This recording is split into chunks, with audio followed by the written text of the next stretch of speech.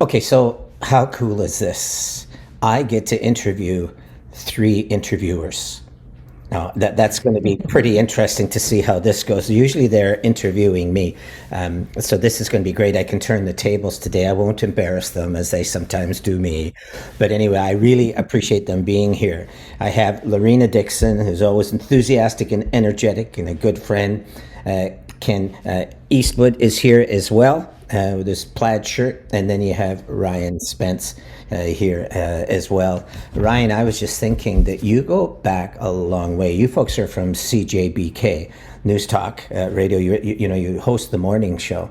But it's almost as far back as I can remember the food bank. I always remember coming into CJBK, and Ryan, you were mostly the producer then, right? But you were the ones that always put us at ease when we didn't know what we were doing. And I remember you did that for years with Steve Garrison. So, but you host sometimes as well, correct? Yeah, I do. I've done a few things over the years, Glenn, and you guys didn't take too long to be put at ease. Let me tell you that whenever you and Jane were guests in the studio, we were always honored to have you there, and certainly the great work that you were doing at the food bank. And anybody who was named the most honest politician in Ottawa, we would bend over backwards for, that's for sure, because what an honor that is, my friend. Yeah, well, fortunately, I'm not there anymore, so that that's great. Fortunately, yeah. And Ken and Lorena, how long have you folks been on the show? Well, this show, it's been, I think we've been together for 5 or 6 years, Lorena. Yeah, not even that long, actually. Yeah. I think it'll be 4 this year. It just feels longer to you, Ken. It feels like eons, Glenn. But, I was thinking back, over the different iterations of my radio career, and even going back to Rogers TV, I can't count the number of times that I have spoken to you and Jane, or either individually or together. And yeah, many, many times on Rogers TV on the old daytime show. Yeah. And I think that's part of the reason why I want to talk to the three of you, because I think you've talked to so many different people in London. You're well known. It's great. But I do think because this show is more about poverty and about hunger and those kind of things, you folks have been there from the very beginning, right? Always when there was a food drive, you would do an interview with us or whatever it is that we would appreciate it. But sometimes there were controversial things that happened around poverty, and you would talk to us about that or whatever. But it's really interesting, I think, for me. I've always someone who believes that the food bank is really, in many ways, a media creation. And we designed it that way. We designed it so that we didn't want to go through some kind of filter or other things. We wanted to be able to speak directly to the London public and to Londoners in general, businesses, associations, and others. And the media always has given us that opportunity, which we really appreciate. Sometimes it brings up some controversial items or whatever, but I really do believe that our need as a food bank for the public to be involved with what we're doing is essential, not just because it's how you get food or you get financial donations, but also because it's the public that speaks up when there's something they want to get handled, right? And I think that you folks are a huge, huge part of that.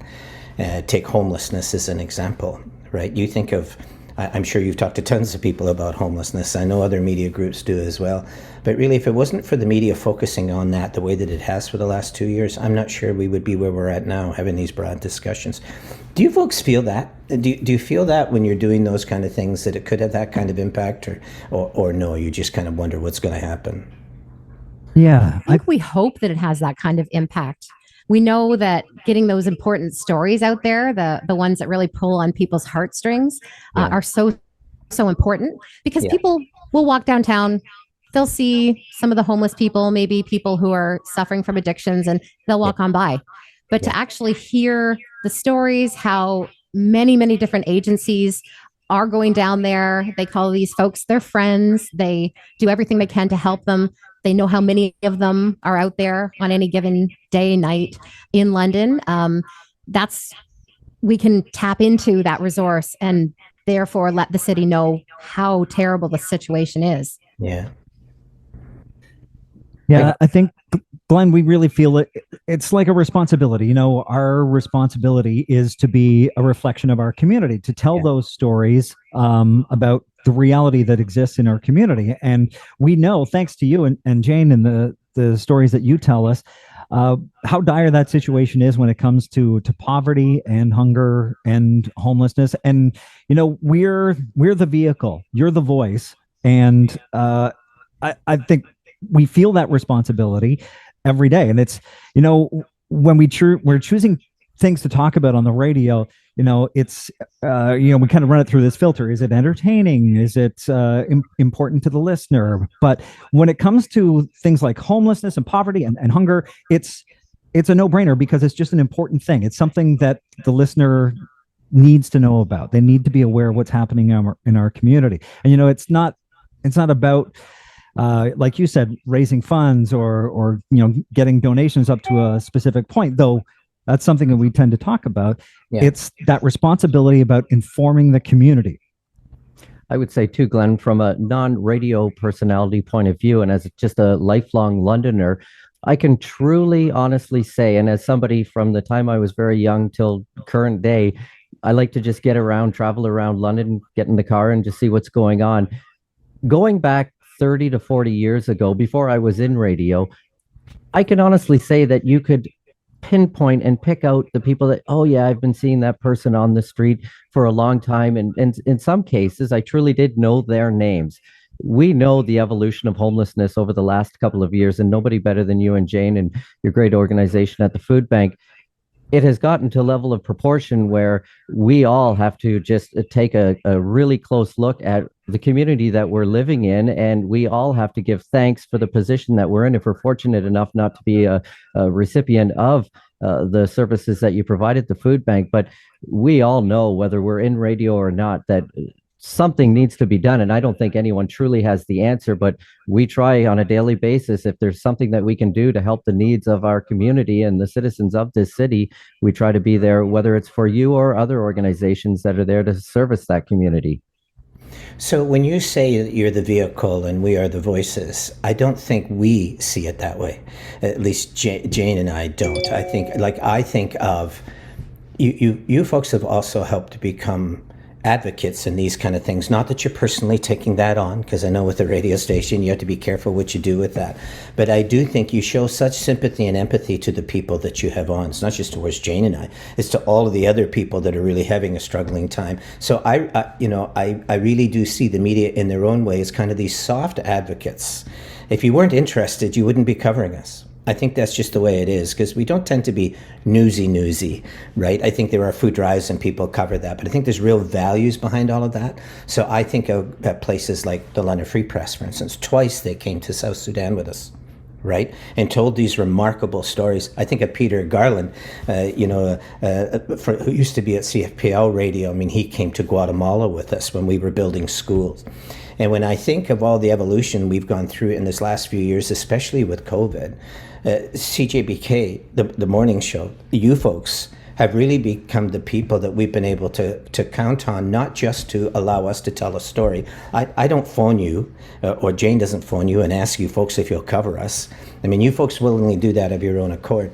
But the empathy that you show for the subject matter, I think, is really significant, right? Let's say it was just kind of and you're distant and you're contextual, or all those kind of things, like you stay back, you're objective, or you can get into it and try to understand what's going on in my community, in our community.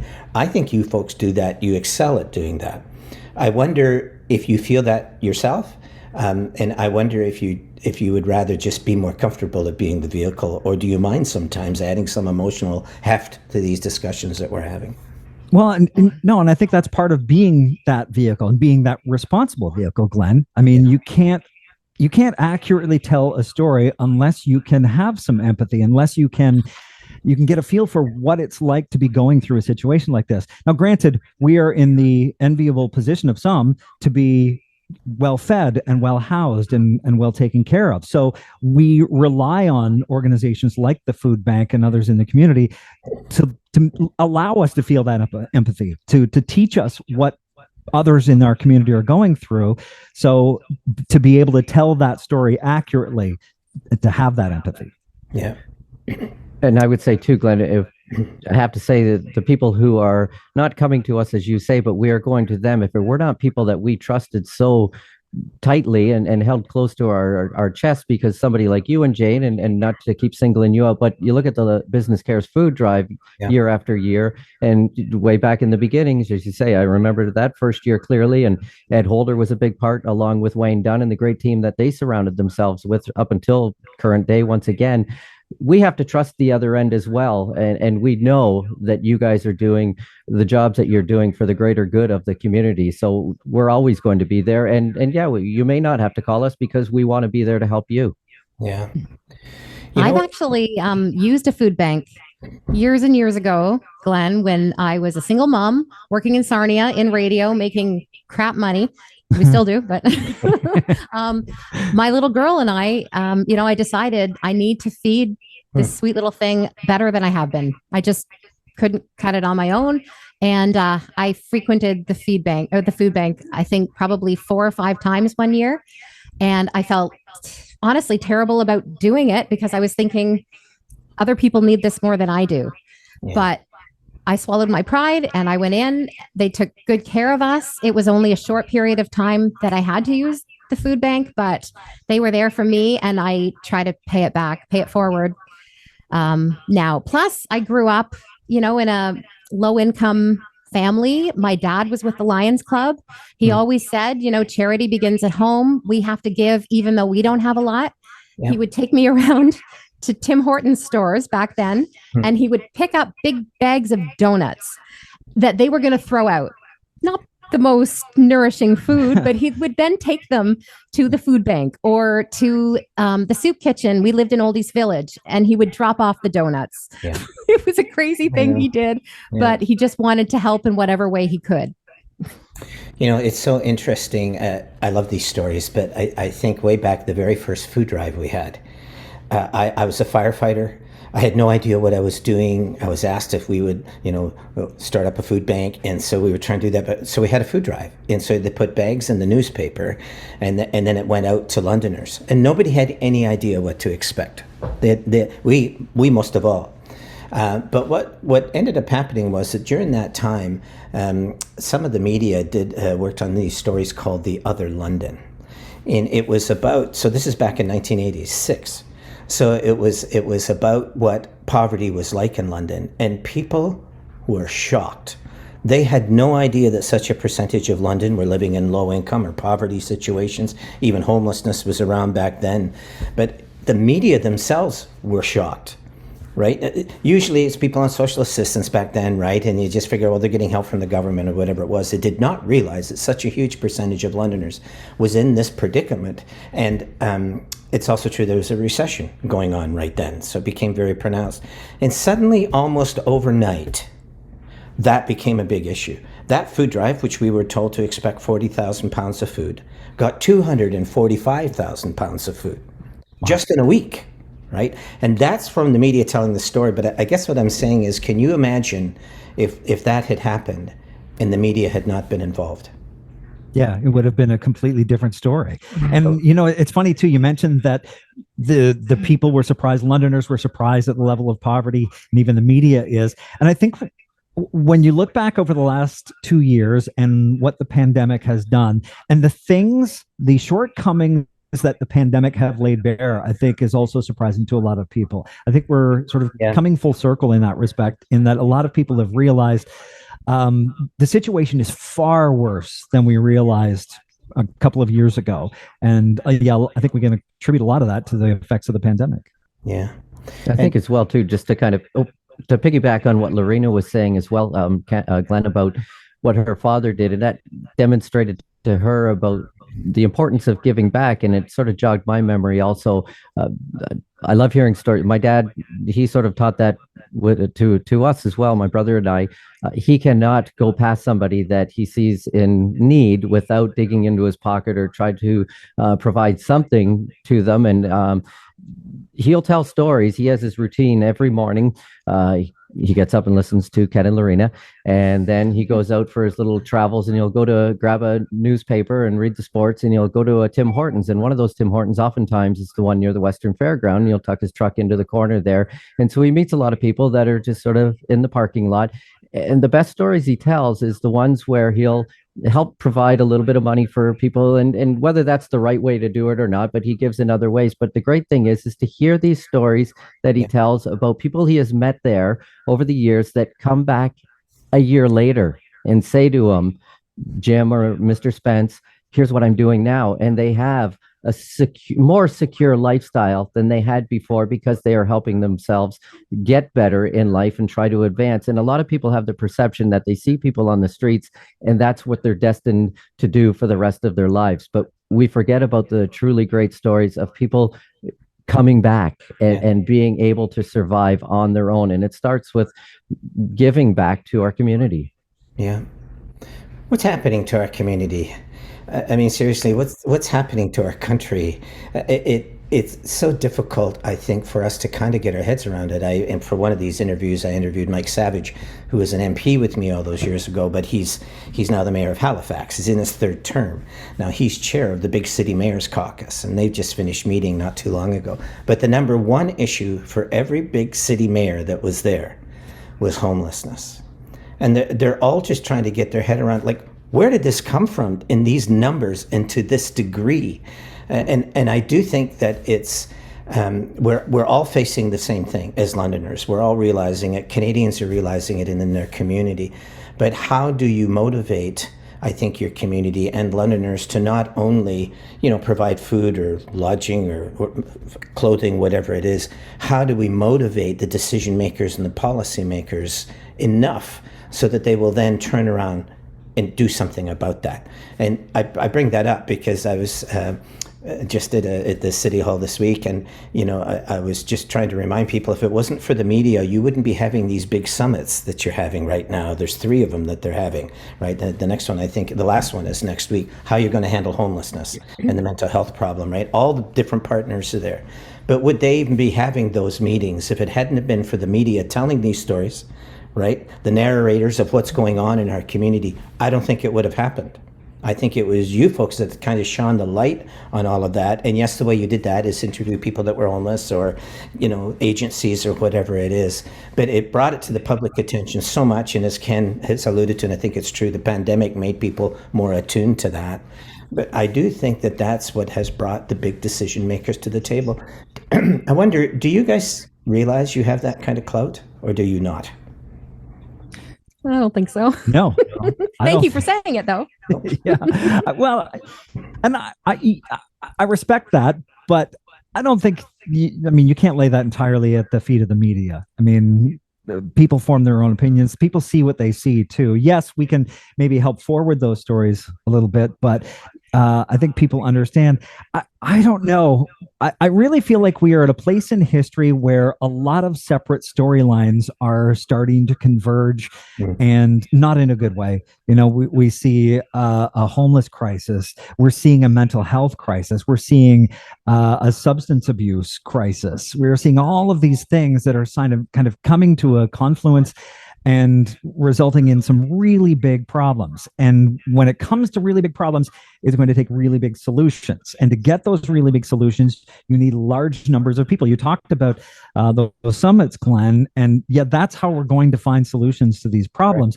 And I also feel like one of the other things that we're seeing is a real lack, I don't want to say a lack of empathy, but certainly less empathy than we have seen in the past. And it feels like that there's sort of an empathetic cycle, and we're at kind of an ebb right now. And I'm just hoping that starts to come back, and maybe that will be the catalyst to make things better. I don't know. Anybody else? The flip side to that coin, I would say, is that there is a lack of empathy among a lot of people, but then there's also a lot of sympathy. When you look at the recent anonymous donation at the mayor's breakfast recently, $25 million, the only further point to that is, where does that money go, and I don't know if, Glenn, you could answer better than us, but how you overall fix the problem. But I mean, $25 million is no drop in the bucket, and hopefully that converts up to the $35 million in the ultimate long run. But where do you start? In London, we're not in a bubble with the homeless issues either. You look at any community, small or large, across the country, and the problem has just exasperated itself over particularly the last 3 years to a noticeable level, anyhow. But I think that's the big question. Whether people have sympathy or empathy, one of the questions that they have is, where do we go from here? Also, I think, Glenn, the success of food drives. I know you always say, and so does Jane, that there aren't goals. You appreciate everything that comes in when we have our food drives, and you always are so good about thanking Londoners for taking the time out to do that. And we always seem to bring in as much as we need at any given time. So there is also that underlying, giving in this community and many others, but London just shines always with these food drives. Yes, and I think that imagine having those food drives, imagine having business cares without the media. Again, I bring that up because I still think it's important. And when Ken, when you said that, the summit is really the big place where the answers are going to come from, I really agree with that. But I still maintain that summit would not be out there and in public if it hadn't have been for the media bringing this issue and the issues of mental health and other things into the public consciousness. So it's one thing to tell a story, and it's another thing to tell a kind of narrative that talks about need in a community. And it's another thing, again, I think, to bring about a kind of compelling within people that they want to do something about it, however that's done. And something like homelessness is so hard to figure out, like, where would you even start, correct? But when I think of the food drive we had at Christmas, I was on your show that morning, but we had a press conference that day, and I encouraged people not to give. Do you remember that? And I mean, that didn't go over so well with some people because they knew that the need was great. But it's the first time I'd ever done that. But the reality was the donor was so exhausted, right? They were facing food prices as well and high rents and all of those things. We just felt it wasn't right after 36 years of being a food bank. It kept going back to that same well and trying to prime the pump and twist arms and all of those kind of things. So we said, don't give. It's okay, we understand. We'll get you when things are better. And the next thing you knew, we got 50% more food over Christmas than we had the year before. Right. And I think they didn't listen to you, Glenn. Yeah, nobody listens. That's a smart thing anyway. But I do think that it's a story. You're taking their own experiences into account. But how do you get that out there to those people that you understand? If it's not for the media doing it, I mean, I could blog, right? Jane could go ahead and sing a song or whatever that people are doing about it. It's really the media that gives that opportunity to help the public understand that they want in and we want them in. This isn't just a government answer. So whatever the summit does, Ken, and you're right, whatever the summit does will be helpful, I'm sure, and will bring in large players with large resources and people that can legislate and all of those kind of things. But really, if you don't have the populace with you, if you don't have the citizens with you, then you get back to that situation that we had 36 years ago at the food drive with that first food drive, is that the public doesn't know. And therefore the support won't be there for it. And it seems to me that you folks have done that. You just didn't bring the issue. I don't just mean you folks, I mean all of the media. You brought this issue to the fore. You've told, it doesn't do enough anymore to just read news stories and read facts. People need stories, right? You folks excel at interviewing people on that stuff. But when they hear those stories, they want in and they want their leaders to do something about it. It seems to me we could never do that as a food bank without the media. And I think you need us and all the other agencies as well, because we're on the ground, we get all of that. But without, I just don't think the media gets the credit that it should. And I'm not trying to take that credit any day of the week. Go ahead. But Glenn, and when we address the issue, I think sometimes we fear that we're telling the same stories over and over, and that the listener and the community will start to suffer from fatigue. So is there a part of the narrative that you think is not being told? Is there a part of the story that you think that our listeners don't hear enough about? Yeah, I do. I mean, I just put out a video this week. See, I'm falling into this. You're asking me the question. This is all wrong. Gotcha.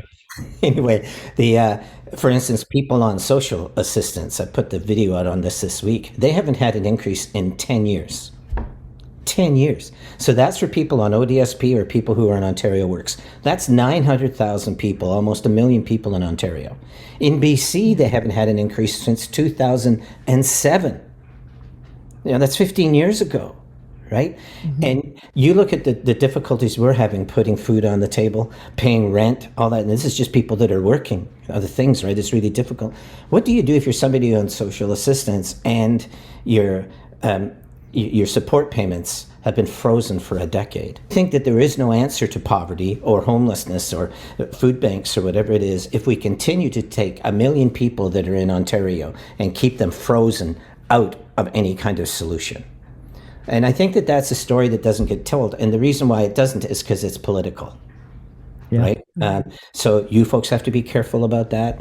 So I do think that the solutions, we all think if we can just get smart people together and we come up with creative solutions like a food bank, that will do it. And it doesn't. And the problems are getting worse, right? Government really has a role to play, policymakers. So I really feel, Ken, that story is not being told. And now what has happened is those people are now falling out the bottom because they can no longer afford their rent. They are now homeless. These are people on ODSP. Yeah. These are people that can't afford their rent anymore, or Ontario Works. All these workers that are coming to the food bank now, our numbers are swelling. Like we help 22,000 people a month at the food bank. Half of that directed to food bank and the other half through all the agencies we assist. But my point is, where are they all coming from? And it's from that area. And if we're not going to talk about it and not going to deal with it and just try to have food drives to try to keep up with the demand, then I think we're all in trouble. So yes, I do think that there are things that need to be discussed, but I also realize the difficulties often for media to discuss them. Yeah. Yeah. Very true. I know it's hard. I think one of the narratives too from back in the early days, Glenn, and correct me if I'm wrong, but one of the things you used to say was, we hope we're not here next year. We hope we're not here the year after. We want to be here this year because there is a need, but let's get beyond that. And we won't need a service like the London Food Bank. And you talk about the sector of the population that is having trouble right now, and there's a lot of them. But then you look at the middle class that are so many of them teetering on the edge of when you look at inflation and interest rates right now. And I mean, in my own circle of friends, they talk about how much more they're having to pay every month, when prior to this 6 months ago, things were tough then.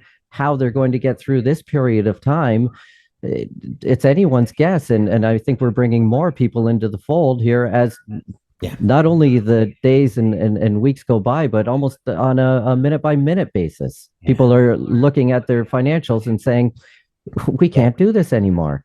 Yeah. And the province is so adamant to be building so much more housing, but there are people that can't afford any of that housing, right? They're teetering on the edge. They're maybe moving back in with their parents, a whole bunch of people living together in an apartment, however they can get by right now. That's right.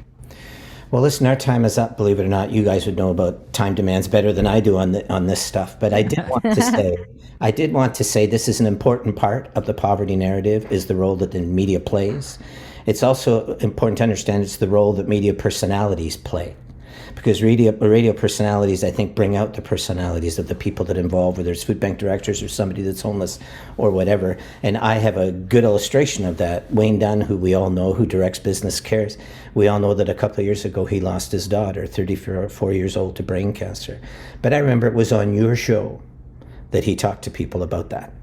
And that was an emotional thing, right? It's not been easy for him or Diane, his wife, but it was, he felt free to talk about that on your show. And he's usually kind of private about those things, right? Mm-hmm. So I think that says something about Wayne, says something about his wife, Diane, but it says something about you folks. And it would be remiss of me not to say thank you on behalf of all of the agencies for all of the people that are struggling. If we didn't have personalities, if all we had was news and data, it would never work. We need personalities in media who can tell these stories and help others to tell the stories. So thank you, all of you, for what you've done. It's a huge part of our success or whatever, but I think for all the other agencies and all the other things, we really thank you for all that you've covered and all that you've done. Well, thank you so much. That's so sweet, Glenn. We appreciate you recognizing that, Glenn. Thank you.